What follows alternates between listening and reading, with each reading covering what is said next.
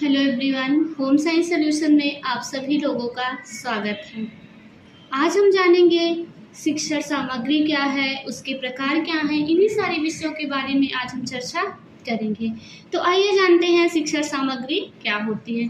शिक्षण सामग्री वह होती है जिनका उपयोग हम शिक्षा के क्षेत्र में और प्रसार शिक्षा के कार्य के लिए करते हैं।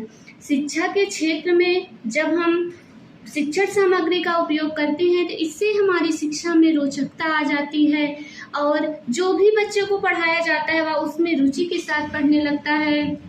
अर्थात यदि हम बच्चों को किसी पोस्टर के माध्यम से कोई चीज़ें बताते हैं या नाटक करके कोई चीज़ें पढ़ाते हैं या फिर उसको प्रदर्शनी के रूप में दिखाते हैं, अर्थात उसको भिन्न भिन्न रूपों में दिखाकर यदि हम किसी चीज़ को समझाते हैं तो उससे बच्चा बहुत जल्दी सीखता है। उसके सीखने की जो क्षमता होती है, अर्थात जो उसके धारण करने की क्षमता होती है, वह बहुत जल्दी उसमें आ जाती है। इसी तरह हम शिक्षण सामग्री का प्रयोग प्रसार शिक्षा में भी करते हैं। जैसे यदि ग्रामीण जनता को किसी भी चीज़ के बारे में बताना है, जैसे कि समाज में विभिन्न कुरीतियाँ हैं कि नहीं हमारा धर्म ये कहता हमको ऐसे करना है, ये सारी चीज़ें कैसे करना है, तो इसको हम विभिन्न प्रकार का नाटक करके, प्रदर्शनी करके या फिर बहुत सारे उसका अभियान चलाकर हम ये सारी कुरीतियों को अंत कर सकते हैं। अर्थात उसके माध्यम से हम उनको ऐसी शिक्षा देंगे कि जिससे उनके धर्म को भी हानि ना पहुंचे और धीरे धीरे जो हमारे समाज में हो रहे परिवर्तन हैं उनको भी ग्रहण कर सके। तो ये सारी चीज़ें जो हमारी शिक्षण सामग्री होती हैं, इससे हमारी शिक्षा और प्रसार शिक्षा दोनों में ही बहुत उपयोगी होती हैं। तो अब आता है शिक्षण सामग्री के प्रकार। सामान्यतः शिक्षण सामग्री 3 प्रकार की होती है। पहला आता है दृश्य शिक्षण सामग्री, दूसरा आता है श्रव्य शिक्षण सामग्री और जो हमारा तीसरा होता है वह होता है दृश्य श्रव्य शिक्षण सामग्री।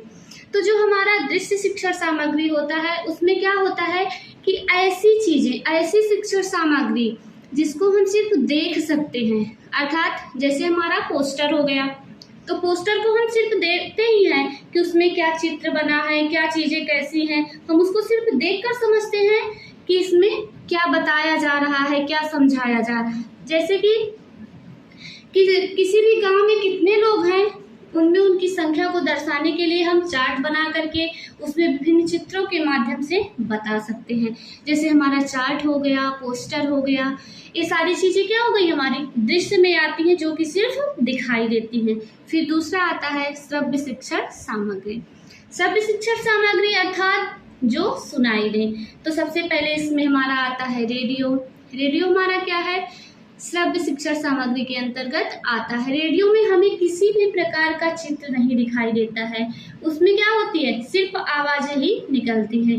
रेडियो हो गया, उसके बाद टेप रिकॉर्डर हो गया, लिंगुआ फोन हो गया, ये सारी चीज़ें हमारे किस में आ जाएंगे, श्रव्य शिक्षण सामग्री में। और जो हमारा तीसरा आता है दृश्य श्रव्य शिक्षण सामग्री।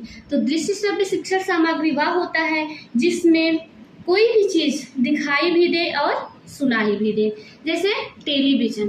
टेलीविज़न हमारा क्या होता है, टेलीविज़न अर्थात टीवी। टीवी हमारा क्या होता है, उसमें हमको विभिन्न प्रकार के चित्र भी दिखाई देते हैं और उसमें आवाज़ भी निकलती है। तो दृश्य श्रव्य साधन वह है जिसमें से कि व्यक्ति बोलता भी रहे और उससे आवाज़ें भी आती रहे और उसका चित्र भी दिखाई देता रहे, अर्थात दोनों चीज़ें सुनाई भी दे और दिखाई भी दे। ये हमारी क्या हो जाती हैं, दृश्य श्रव्य सामग्री हो जाती हैं। तो इस प्रकार आज हम लोगों ने जाना कि दृश्य श्रव्य शिक्षण सामग्रियाँ क्या होती हैं और शिक्षण सामग्री क्या है। Thank you so much.